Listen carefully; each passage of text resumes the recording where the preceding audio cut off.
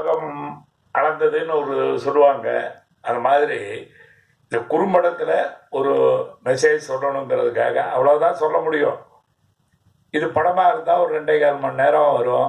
இது ஒரு 15-20 நிமிஷம். அவர் கிடைச்ச சந்தர்ப்பத்தில் அவர் சொல்லியிருக்காரு. என்ன சொல்லணும்னு நினைக்கிறாரோ அது நினைக்கிற விஷயம்னா ஒரே லைன் தான் கதை. அந்த கதை எப்படி நடந்தா எப்படி இருப்பாங்க, அவங்க வளர்ப்புனால மட்டுமே வளர்ப்பு எப்படியோ அப்படித்தான் ஆவாங்கங்கிறதெல்லாம் இப்போ ஒரு கதாசிரியருங்கிற முறையில் அப்படி இல்லாமல் கூட நல்லா வந்தவங்கெல்லாம் இருக்காங்க. ஒவ்வொரு வருடமும் ஒவ்வொரு வருஷமும் கடைசியில் பார்த்தா ஒரு ஆட்டோ ரிக்ஷா ஓட்டுற பையன் தான் முதல் மார்க் வாங்குறான். ஒரு வண்டி இருக்கிறவன் பையன் தான் முதல் மார்க் வாங்குறான். ஒரு அப்பா அம்மா சொல்லி கொடுத்ததுனால ஒருத்தர் வந்துட மாட்டாங்க. எனக்கெல்லாம் நான் 2வது படிக்கிறப்போ 2வது படிக்கும்போது எங்கள் அப்பா என்னை போட்டு அடிக்கிறாரு. எதுக்கால வீட்டுக்காரர் ஒருத்தர் அடிக்கும்போது எப்படி இருந்தாலும் வன்முறை அப்பான்னு இதுல சொல்லி திருத்தரப்பாங்கிறது ஒண்ணு வேற.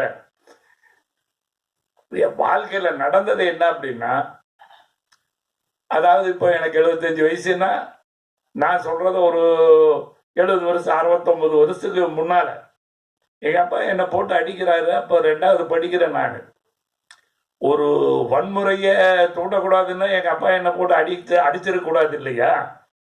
ஆனா அடிச்சாரு. அது ஒரு வன்முறை. எதனால அடிக்கிறீங்கன்னு எதுக்காக வீட்டுக்காரர் கேட்கிறாரு.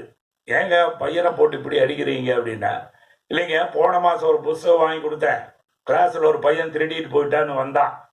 10 நாளைக்கு முன்னால அதே புஸ்தகத்தை வாங்கி கொடுத்தேன், மறுபடியும் கிளாஸ்ல ஒரு பையன் திருடிட்டு வந்தான். நேற்று அதே புஸ்தகத்தை வாங்கி கொடுத்த மறுபடியும் கிளாஸ்ல ஒரு பையன் திருடிட்டு போயிட்டான்னு நிக்கிறான். அதனாலதான் அடிக்கிறான்ட்டு மறுபடியும் போட்டு அடிக்கிறாரு. அப்புறம் மறுபடியும் அவர் தடுத்து கேட்கிறாரு, ஏ ராமசாமி, எங்க அப்பா பேர் ராமசாமி, ஏ ராமசாமி, அவன் தான் கிளாஸ்ல ஒரு பையன் திருடிட்டு போயிட்டான்னு நிக்கிறானல்ல, மறுபடியும் ஏன் அடிக்கிற அப்படின்னா, அதுக்கு எங்க அப்பா பதில் சொல்றாரு, இவன் கிளாஸ்ல அதே 2வது படிக்கிற பையன் தானே திருடிட்டு போனான், அவனுக்கு இருக்கிற அறிவு இவனுக்கு ஏன் இல்லை. வன்முறைய அகிம்சையில சொல்ற மாதிரி இருக்கு. அகிம்சை எப்படி நம்ம வரவேற்பு கொடுத்தோம், வன்முறைங்கிறது ஒரு நாடு சுதந்திரம் அடையணும், ஒரு நாட்டை அடையணும், 1,00,000 பேர் சாவான், அந்த நாட்டில் 1,00,000 பேர் சாவான், இந்த நாட்டில் எத்தனையோ பேர் செத்து, அந்த மாதிரி ஒவ்வொரு நாடும் பறி கொடுத்து எல்லாம் இருக்கும். அப்படி ஒரு நாடு சண்டை போட்டு 1,00,000 பேர் 10,00,000 பேர் செத்து தான் சுதந்திரம் வாங்கணுங்கிறது இல்லை, அகிம்சையிலேயே வாங்க முடியுங்கிறது காட்டினதுனாலதான் இந்தியாவுக்கு அந்த காந்திக்கு ஒரு மரியாதை கிடைச்சது.